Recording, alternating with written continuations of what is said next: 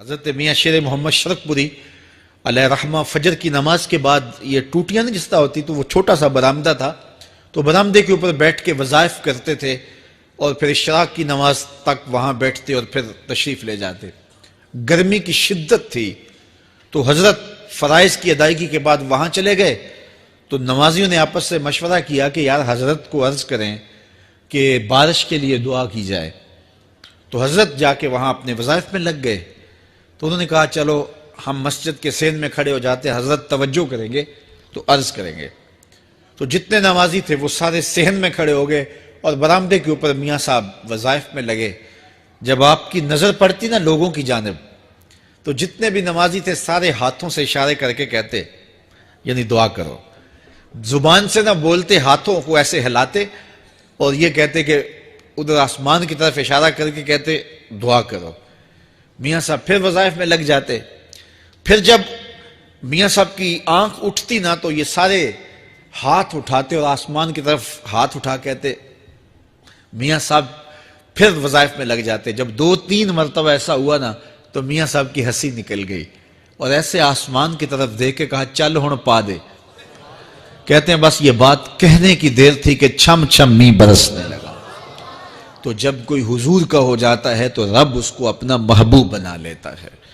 تو حضور کی محبت خدا کی محبوبیت کا ذریعہ ہے. اس لیے ہمیں حضور کا پیار اپنی روحوں میں موجزن کرنا ہے, حضور کی محبت اپنی روحوں میں اتارنی ہے, اور محبت اپنے تمام تر تقاضوں کے ساتھ جب روح پذیر ہوگی تو پھر ہمارا انداز زندگی بھی سنور جائے گا, ہماری آخرت بھی سنور جائے گی.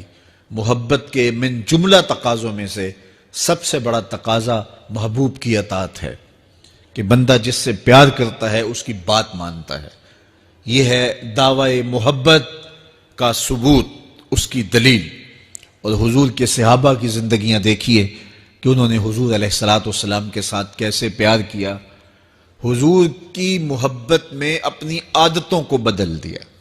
حالانکہ عادتیں نہیں بدلی جاتی. 2 سکے بھائی ہوں, رشتہ کتنا گوڑا ہے, اور ایک گھر میں پرورش پائی ہے, ایک گود میں پلے ہیں, ایک باپ کے گہوارہ تربیت میں رہے ہیں, لیکن طبائع میں اختلاف یہ ایک فطری بات ہوتی ہے. ہمارے پاس لوگ آتے ہیں 2 سکے بھائی ہوتے ہیں, ایک کی طبیعت ادھر کو جا رہی ہوتی ہے, دوسرے کا مزاج ادھر کو جا رہا ہوتا ہے. ایک سخت نرم مزاج ہوتا ہے اور دوسرے کی آنکھوں سے انگارے پھوٹ رہے ہوتے ہیں. ایک معاف کر دینے والا ہوتا ہے, ایک سخت غصیلا ہوتا ہے. ایک کی طبیعت کے اندر تلخی کی چنگاریاں ہوتی ہیں اور ایک کی طبیعت کے اندر نرمی کے پھول ہوتے ہیں. آپ نے بھی دیکھا ہوگا. تو یہ ایسا ہوتا ہے. اب اسی طرح کھانے پینے کی چیزوں میں طبائع کا اختلاف یہ فطری بات ہے. ایک کو ایک چیز پسند ہوتی ہے, دوسرے کو وہ چیز پسند نہیں ہوتی ہے. بعض اوقات ماں کو مسئلہ ہوتا ہے کہ یہ چیز اگر میں تیار کرتی ہوں تو میرا دوسرا بیٹا نہیں کھاتا, تو اس کے لیے بعد سے الگ سے کوئی چیز تیار کرنی پڑتی ہے کہ اس کی ڈیمانڈ یہ ہے اور میرے اس بیٹے کی ڈیمانڈ یہ ہے. مائیں مزاج سمجھتی ہیں. ایک آغوش میں پرورش پانے کے باوجود خون ایک ہے, گہوارہ تربیت ایک ہے, دودھ ایک ہے, لیکن طبیعتوں کے اندر اختلاف پایا جا رہا ہے. لیکن صحابہ کی زندگیاں دیکھیے, انہوں نے اپنی طبیعتیں بھی حضور کی طبیعت کے سانچے میں ڈھال دی. حضرت انس بن مالک کو کسی نے دیکھا کہ وہ شوربے سے کدو کے ٹکڑے نکال کے کھا رہے ہیں, تو کہا یہ کیا کر رہے ہو؟ کہا میں نے ایک دن حضور کو یوں کرتے ہوئے دیکھا تھا. تو طبائع کا اختلاف یہ ایک فطری اختلاف ہوتا ہے, لیکن صحابہ نے اس کو بھی چھوڑا اور حضور کی محبت کے سانچے میں ڈال دیا. پھر اس چیز کا انتظار نہیں کیا کہ حضور کا فرمان کیا ہے, حضور کی چاہت پہ اپنے مزاج کو بدلا. اللہ اکبر. حضور علیہ السلام مدینہ المنورہ کی گلی سے گزر رہے تھے, ایک گنبد نما مکان بن رہا تھا اور ایسے مکان حضور کو پسند نہیں تھے. تو آقا کریم علیہ السلام نے پوچھا یہ مکان کس کا ہے؟ کہا فلاں انصاری کا ہے. حضور گزر گئے, چہرے پہ تھوڑے سے ناگواری آثار حویدہ ہوئے. کسی نے اس صحابی کو بتا دیا کہ حضور گزرے تھے, تیرے مکان کو دیکھا, شاید پسند نہیں آیا. 2-4 دن کے بعد حضور دوبارہ گزرے, دیکھا کہ وہاں ملبے کا ڈھیر پڑا ہوا تھا. فرمایا اس صحابی کو بلاؤ، بلایا گیا، کہا میں پرسوں ترسوں گزرا تھا، تیرا مکان دیکھا تھا، یہ کیا ہوا؟ عرض کی میں نے گرا دیا ہے۔ فرمایا کیوں؟ عرض کی سنا تھا آپ کو پسند نہیں، سنا تھا آپ کو پسند نہیں۔ میں اور آپ دیکھیں ہمارا کیا کیا حضور کو پسند ہے، سر سے لے کر پاؤں تک، نجی زندگی سے لے کے سیاسی زندگی تک، اپنے امور ذات سے لے کر کے اپنی معاشرتی زندگی تک، ہمارا کیا کیا حضور کو پسند نہیں، اور ہر وہ چیز بدل دیں جو حضور کو پسند نہیں۔ محمد دی زیارت محمد دے رنگ وچ، اے ٹھگ بازیاں جانے پیارا محمد صلی اللہ علیہ وسلم۔ میرے شیخ کامل کا ایک شعر ہے، اور وہ شعر اتنا وزنی ہے کہ اگر میرے پاس جواہر لال موتی ہوں اور میں ایک پلڑے میں ڈال دوں اور ایک پلڑے میں یہ شعر رکھ دوں تو یہ شعر پھر بھی بھاری ہوگا۔ یاری لا تو پاک نبی سنگ، اے پر پوری یاری، پھر درود قبول ہے تیرا لکھ نہ لوں ایک واری۔ 1.25 لاکھ مرتبہ درود پڑھنا ایک طرف، اور ایک دفعہ حضور کی ذات پہ درود پڑھنا، ان کی محبت کے سانچے میں یوں ڈھل کر کے جو وہ کہتے ہیں وہ میری زندگی کا عمل ہے، یہ اس سے وزنی ہے، یہ اس سے بھاری ہے۔ تو حضور کی محبت، حضور کے ایک صحابی تھے، وہ حضور کو ملنے آئے، اور آئے تھے بحرین سے۔ اچھا، انہوں نے حضور کو سلام کیا تو حضور نے رخ پھیر لیا، ناراضگی کا اظہار کیا، تو وہ سمجھے کہ شاید حضور نے ایسے ہی رخ پھیرا، تو جدھر حضور نے رخ پھیرا وہ ادھر جا کے سلام کرتے ہیں، تو حضور نے پھر رخ پھیر لیا، سمجھ گئے کہ حضور ناراض ہیں۔ اب انہیں سمجھ یہ نہیں آ رہی تھی کہ ناراضگی کا سبب کیا ہے۔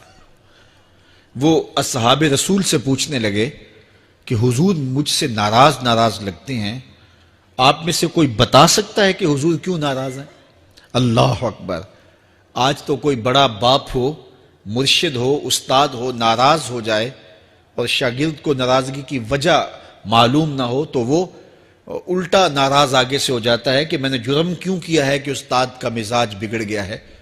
اللہ اکبر! لیکن ذرا دیکھیے، رنگ دیکھیے محبت کے، وہ صحابہ سے پوچھتا پھرتا ہے کہ حضور مجھ سے ناراض ہیں، مجھے بتائیے کہ کیا سبب ہوا؟ تو انہوں نے کہا کہ یہ تیرے ہاتھ میں جو سونے کی انگوٹھی ہے، اس سے حضور ناراض ہیں، کیونکہ حضور اس کو منع کر چکے ہیں۔ امت کے لیے سونا چاندی حضور نے امت کے مردوں کے لیے منع فرما دیا، صرف 4.5 ماشے سے کچھ کم کی انگوٹھی چاندی کی، اور وہ بھی عدد میں 1 ہو، شریعت نے جائز رکھی ہے۔ اگر 2 ماشے کی 2 ہوں گی تو پھر بھی جائز نہیں۔ عورت کو جائز ہیں 10 انگوٹھیاں پہنے، سونے کی پہنے، چاندی کی پہنے، یہ اس کا زیور ہے۔ مرد کو زیور کی ضرورت نہیں ہے، زینت کی ضرورت نہیں ہے، لہٰذا مرد کے لیے 1 انگوٹھی رکھی گئی ہے، وہ بھی اس لیے کہ اگر وہ کہیں مشکل میں ہو تو اس کو بیچ کر کے 2 وقت کا کھانا لے سکے۔ باقی اس کے لیے انگوٹھی 4.5 ماشے سے کم کا چاندی یا سونا 1 ماشا ہی کیوں نہ ہو، اس کے لیے جائز نہیں ہے۔ تو اس نے سونے کی انگوٹھی پہن رکھی تھی، لیکن اسے حرمت کا پتہ نہیں تھا، تو اس نے کہا کہ حضور مجھ سے کیوں ناراض ہیں؟ تو صحابہ نے کہا شاید یہ اس انگوٹھی کی وجہ سے ناراض ہیں۔ تو اس نے یہ نہیں کہا کہ مجھے تو پتہ ہی نہیں تھا، میرا کیا قصور؟ خیر، اس نے انگوٹھی اتار کے حضور کو پیش کرتے کہا حضور آپ اس وجہ سے ناراض ہیں؟ حضور نے انگوٹھی پکڑی اور ایسے پھینک دی، ناراضگی کی وجہ ختم ہو گئی، وہ بیٹھ گیا، بات شروع ہو گئی۔ اللہ اکبر! جب سلسلہ کلام ہوتا رہا، جب مجلس برخاست ہوئی، لوگ اٹھ کے گھروں میں جانے لگے، وہ بھی اٹھا اور الٹے پاؤں سے پیچھے چلا، تو کسی نے اس کو کہا وہ انگوٹھی تو اٹھا لو، سونے کی انگوٹھی ہے، قیمتی ہے، چلو تمہارے لیے پہننا جائز نہیں، تمہاری بیوی کے لیے تو جائز ہے۔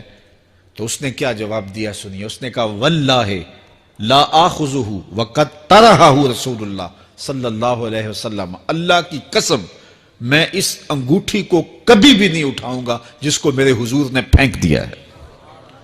تو یہ تھی ان کی محبت، یہ تھا ان کا انداز۔ تو آئیے میں اور آپ حضور سے اگر محبت کرتے ہیں تو حضور علیہ السلام کا طرز زندگی، حضور کا انداز معاشرت اختیار کریں۔ کثرت کے ساتھ مائیں بہنیں بیٹیاں بھی موجود ہیں، وہ بھی اپنی اولادوں کی تربیت اس نہج سے کریں کہ وہ حضور کی سنت، حضور کی سیرت اور حضور کی اتباع کے سانچے میں ڈھل جائیں۔ زندگی کا مقصد ہی یہی ہے۔